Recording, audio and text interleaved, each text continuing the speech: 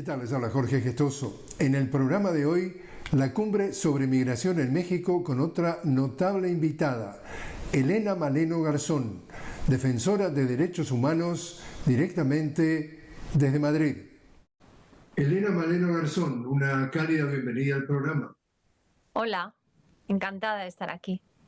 Elena acaba de terminar en días recientes una cumbre sobre migración en México. 11 países de América Latina y del Caribe han participado. ¿Algún comentario?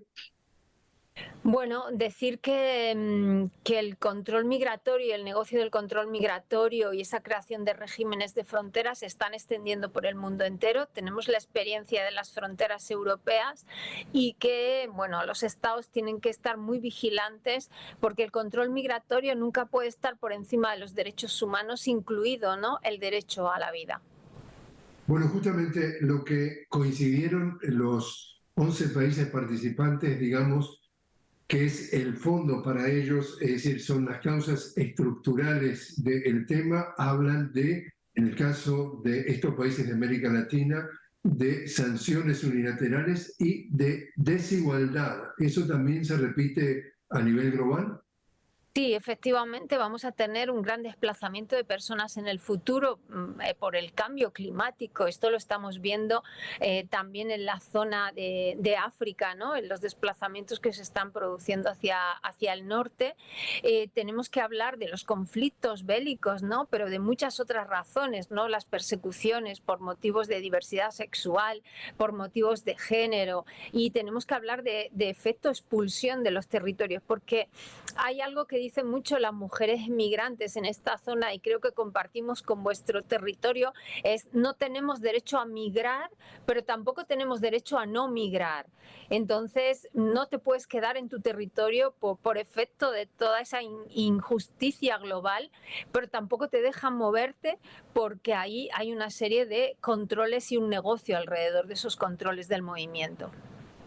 En el caso, por ejemplo, de que lo vemos en Europa, pero también lo vemos en América Latina prácticamente calcado.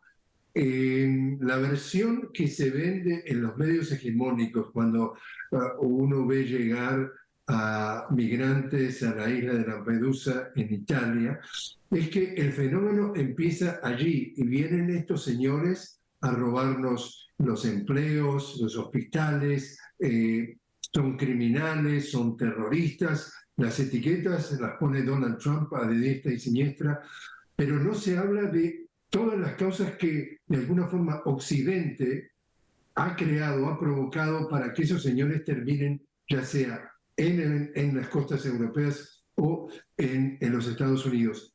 ¿Por qué te parece que esa parte de la información no llega a la opinión pública? Bueno, estamos hablando de propaganda, ¿no? Y tenemos que tener muy claro lo que significa la propaganda. Hay muchos investigadores y expertas internacionales que ya hablan de una guerra en las fronteras, porque la mayoría de las empresas de venta de armamento, sobre todo europeas y estadounidenses, han invertido en el control migratorio como un segundo negocio después de producir los conflictos que hacen también que la gente se mueva. Y por lo tanto, lo que tenemos que poner el foco es en que hay un interés y una propaganda para sostener todo ese negocio donde la ideología hegemónica en esa propaganda es el racismo, ¿no? El racismo, el miedo, el crear, el deshumanizar, ¿no? Dentro de la propaganda de guerra, si deshumanizas, permites las violaciones de derechos fundamentales y permites, como te decía, esa violación sistemática del derecho a la vida que se produce en la gente que se mueve. Pero tenemos que hablar de algo. ¿Quién decide quién se mueve y por qué en el mundo? Venimos de un sistema colonial. ¿Por qué el pasaporte del Estado español es el tercer pasaporte donde más países puedes visitar? El primero es el de Estados Unidos. ¿Por qué el resto de países no? Y esto viene de los procesos colonizadores. Ahora, esos procesos colonizadores, en realidad, lo que algunos escépticos, los más duros, están hablando que lo que dan como resultado es la expulsión de los más vulnerables para que cuando entren en territorio, ya sea europeo o de los Estados Unidos, se transforman de una forma, digamos, figurada de esclavitud moderna. ¿Tú coincides con ese análisis? Totalmente. Alrededor del control del movimiento está la industria de la guerra, como ya hemos visto, y después está la industria de la esclavitud. Lo vemos, por ejemplo, en el sur del Estado español. Ahora están entrando las personas por Canarias, huyendo de los conflictos que hay en el África Occidental. Están siendo acogidos por un corto tiempo en los sistemas de acogida, están terminando en situación de calle y de ahí van al sistema de explotación de frutas y verduras en los invernaderos a trabajar bajo plástico, sin documentación y en condiciones de semi-esclavitud. Esto para la mano de obra, pero también tenemos a las mujeres en el servicio doméstico, ¿no? Tenemos también la esclavitud con fines de explotación sexual y efectivamente pues hay toda una serie de industrias alrededor de aquellos que no mueren con estas necropolíticas, después son explotadas y es su sufrimiento del que se alimenta el sistema.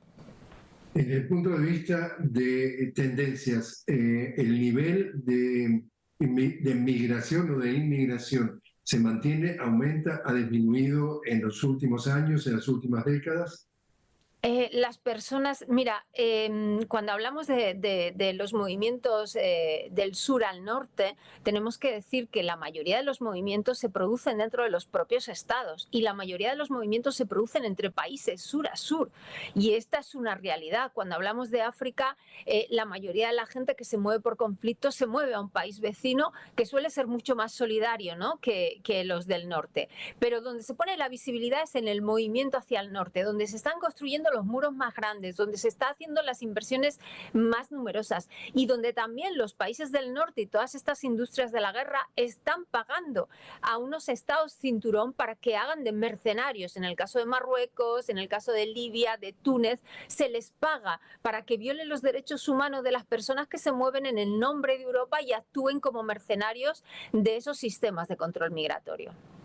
¿Quiere decir que este tema se sigue repitiendo a través de los años? Sí, efectivamente y va a aumentar además, porque estamos hablando de regímenes de frontera, de zonas donde tú puedes extraer el proceso democrático y el respeto de los derechos humanos. Es un constructo que además, como te decía, es un negocio y va a ser uno de los grandes negocios, ¿no?, del siglo XXI.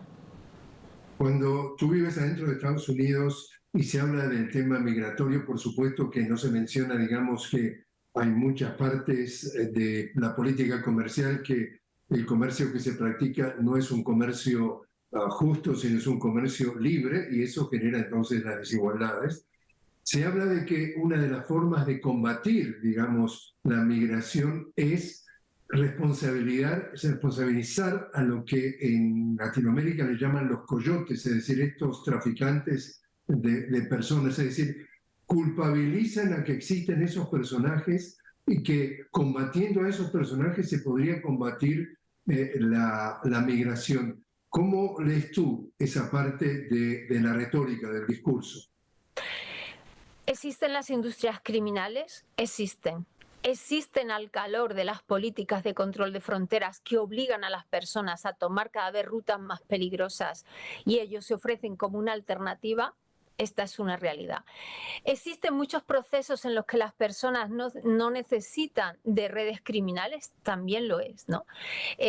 O sea, por ejemplo, cuando cruzas el estrecho de Gibraltar entre Tánger y Tarifa, ¿no?, que son 14 kilómetros, muchas de las personas que cruzan ahí se autoorganizan, ¿no? Van en pequeñas embarcaciones a remos y es una autoorganización. Es decir, bajo el paraguas de las mafias caben muchas cosas y sobre todo cabe el fracaso de los estados. Si llevamos más de 30 años, si los estados llevan más de 30 años hablando de lucha contra redes criminales y no han conseguido, sino que esas redes criminales sean cada vez más fuertes, también hay que decirle a los estados por qué han fracasado y por qué esas redes criminales con las políticas de control migratorio cada vez se refuerzan y son más grandes y por qué al final acaban metiendo en la cárcel, como pasa en Europa, al llamado patrón, capitán de la embarcación, incluso en esas Toys R remos siempre encuentran como una especie de capitán y meten en la cárcel a muchos inocentes y de verdad no están tocando a la gente que está moviendo dinero con esas redes criminales. Por tanto, ese discurso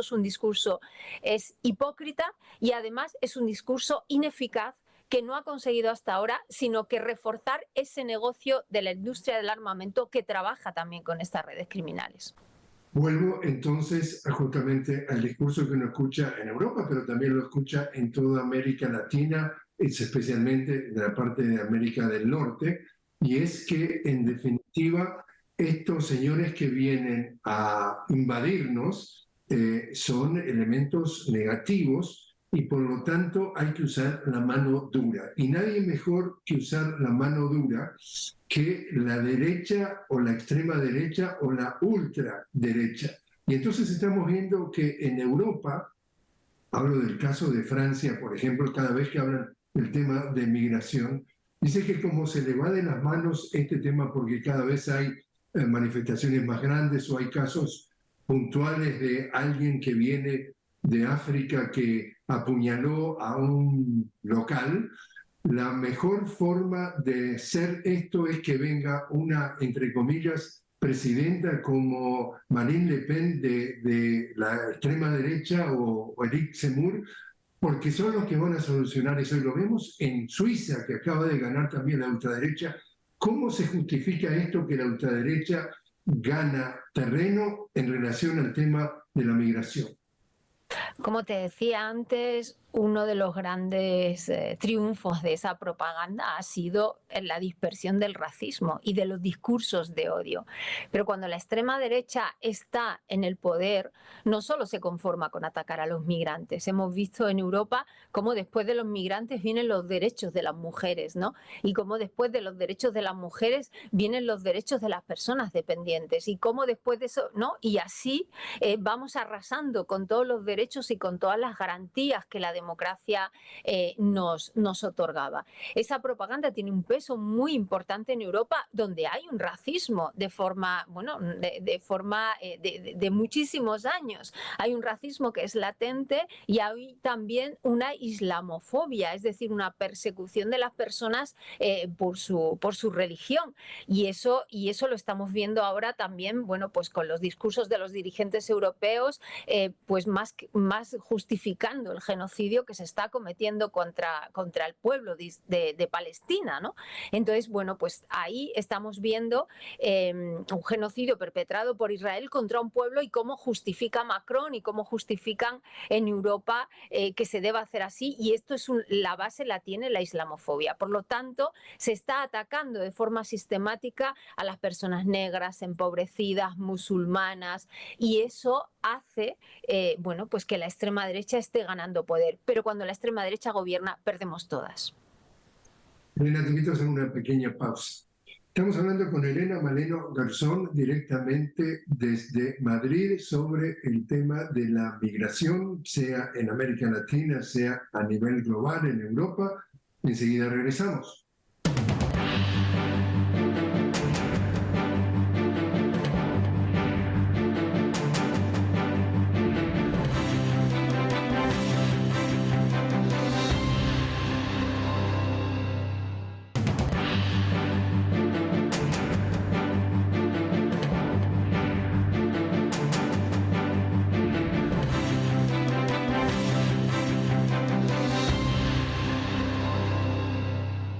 Continuamos hablando con Elena Maleno Garzón, directamente desde Madrid. Elena, defensora de derechos humanos, periodista e investigadora especializada en migraciones y trata de seres humanos. Háblanos del tema de la trata de seres humanos, que es lo más nuevo, lo que transforma en una tendencia.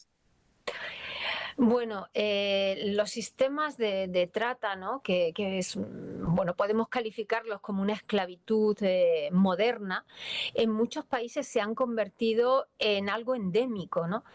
Nosotras lo hemos visto en Colombia, lo hemos visto en Camboya, en Tailandia, pero también en Nigeria, donde en estos casos el cuerpo de las mujeres se ha convertido, ¿no? Y su explotación se ha convertido como en el Producto Interior Bruto de ciertas zonas, ¿no? De ese país. Y por lo tanto estamos hablando de trata endémica. ¿Cómo luchas contra ese constructo? ¿Cómo luchas contra algo que está invirtiendo, ¿no? Después vemos cómo el dinero de la trata invierte en zonas muy empobrecidas, buscando también fidelizar, entre comillas, ¿no? A las personas que están en esas sociedades para que no denuncien. Y por lo tanto, la trata de seres humanos cada vez está aumentando en el mundo. Las modalidades de captación, además, a través, ¿no?, de las redes sociales, están aumentando. Las personas refugiadas son también, pueden ser captadas debido a su situación de vulnerabilidad y a su proceso, ¿no?, de desplazamiento. Y también estamos viendo un aumento de esa infancia, ¿no? De la infancia que es captada con fines de diferentes explotaciones, ya sea laboral, ya sea sexual o en el tráfico de órganos, y que también, bueno, pues se afronta, ¿no?, a esas nuevas fórmulas de captación a través incluso de las redes sociales. En el caso de, digamos, el norte, ¿tú ves qué países que son, digamos, recipientes de estas víctimas? Sí, siempre estamos hablando de un gran negocio. Entonces, siempre que hay una oferta, hay una demanda. Es decir, nosotras vemos, por ejemplo, las mujeres nigerianas que vienen de Edo State, de la zona de Benin City, y esas mujeres nigerianas que llevan siendo tratadas desde los años 80, que ya son la tercera generación, que están llegando cada vez más pequeñas, cruzando en estas embarcaciones terribles en el Mediterráneo y que entran por Italia y que después son ¿no? esparcidas, ¿no? Enviadas a otros países europeos, pues estas bueno, pues vienen con cada vez vienen más pequeñas porque hay una demanda, ¿no?, de personas en Europa donde cada vez quieren niñas más pequeñas y se responde, ¿no?, a esa demanda. Por lo tanto, o las mujeres, ¿no? Muchas de ellas, por ejemplo, que vienen de países de Mesoamérica, que están en sistemas de explotación en el servicio doméstico, matrimonios serviles. Todo eso es porque hay también una demanda de parte de los países del norte, ¿no?, de parte de los países de Occidente, de esas formas de explotación. En el caso de cada uno de esos estados en donde reciben esta explotación, ¿están haciendo lo suficiente o están haciendo la vista gorda?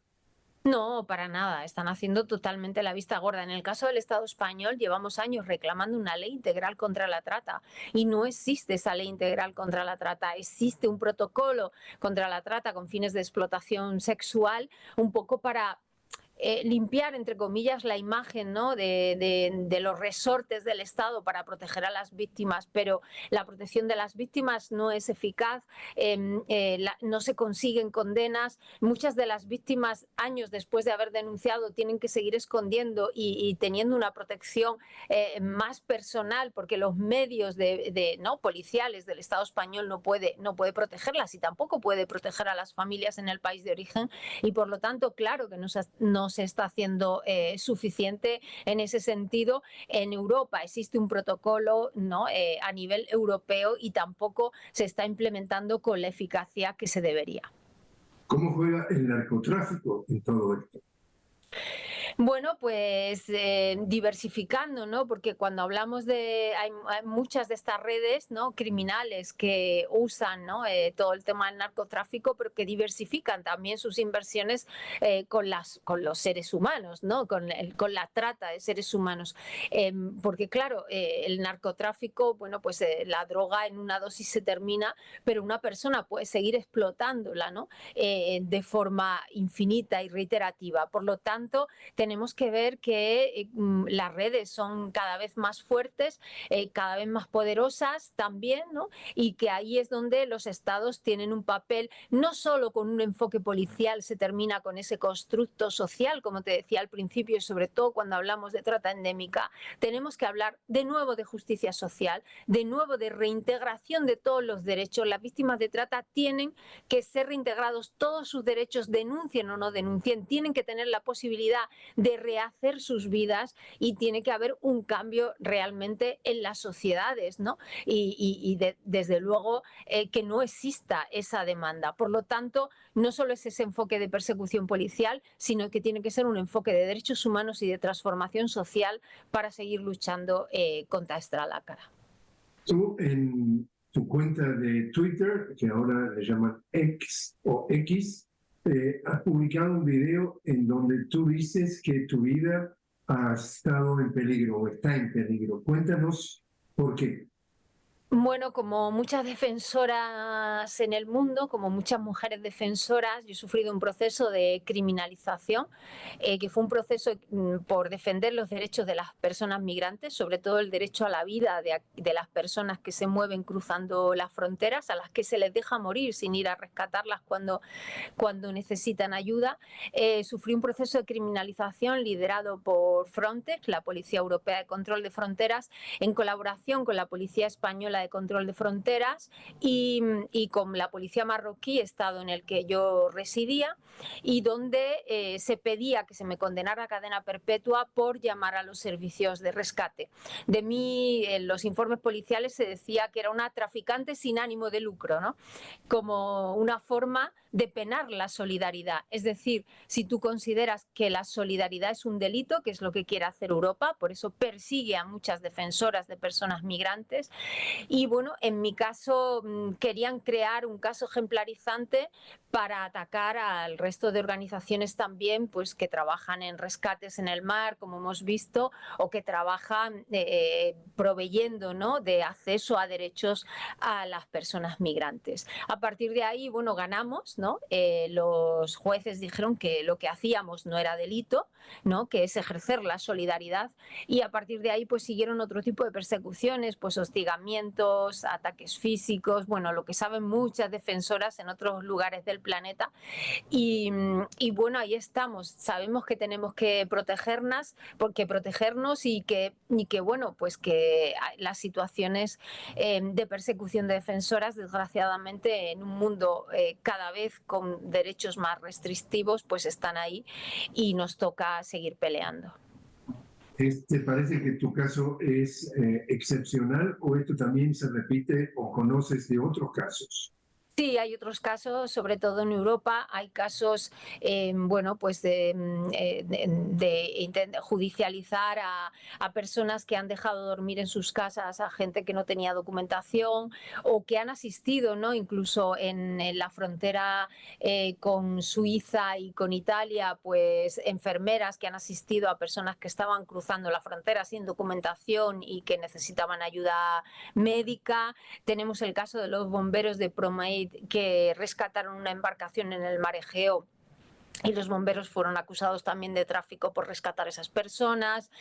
Tenemos barcos que están siendo bloqueados, ¿no?, por ir a rescatar, y están siendo bloqueados por las autoridades en Italia. Es algo que se repite desgraciadamente por toda Europa. En mi caso, como yo residía además en Marruecos y es uno de los países que Europa utiliza, ¿no?, también para hacer el trabajo sucio de persecución de defensoras, pues en Marruecos participo también en esa persecución. Pero son casos que desgraciadamente Europa persigue la solidaridad. Esta es una realidad y bueno, pues ahí estamos. Estuvimos hace poco en una reunión de defensoras en Ginebra con relatores y con representantes del Alto Comisionado de Derechos Humanos. Vinimos de todos los lugares del mundo, de Honduras, de Guatemala, nosotras de la frontera del Estado español y bueno, pues para explicar que las mujeres defensoras cada vez somos más perseguidas y más criminalizadas. Entonces, ¿cómo ves tú lo que está viviendo el pueblo palestino en este conflicto? Bueno, lo que estamos asistiendo es a un genocidio. Eso está clarísimo. Nos preocupa mucho cuál es la posición de Occidente respecto a ese genocidio y nos preocupa mucho el ver que no se está reaccionando y que no está llegando la ayuda humanitaria. Sabemos que estas violaciones de derechos contra la población palestina llevan décadas produciéndose. Bueno, la situación que se produjo en Israel ha acelerado un proceso que era ya a fuego lento y desde luego una cosa es la lucha que dicen estar llevando contra un movimiento terrorista, que es lo que dice Occidente, y otra cosa es estar cubriendo, protegiendo y respaldando un genocidio, que es lo que están haciendo muchos de los dirigentes de Occidente. ¿Cómo ves entonces la reacción de Occidente a todo esto? Es decir, lo que estamos viendo es la declaración de algunas autoridades de Occidente, pero la población de los países, la población de los países occidentales tienen la misma sensación, la misma sensibilidad que los dirigentes, o acá hay discursos separados. Bueno, en la mayoría lo que nosotras estamos viendo, sobre todo en el Estado español, es que la gente está sintiendo que se está produciendo un genocidio. En Marruecos y en otros países musulmanes lo tienen también muy claro. Hemos visto las imágenes también en Inglaterra, hemos visto las imágenes en Francia. El pueblo sabe, por eso los dirigentes, todas esas macro manifestaciones no están apareciendo en los medios de comunicación, al menos en los medios de comunicación de Europa, porque quieren acallar esa voz del pueblo, pero miles de personas están saliendo a la calle para denunciar un genocidio del que Europa está siendo cómplice, ¿no? La foto que Ursula von der Leyen se hizo, ¿no?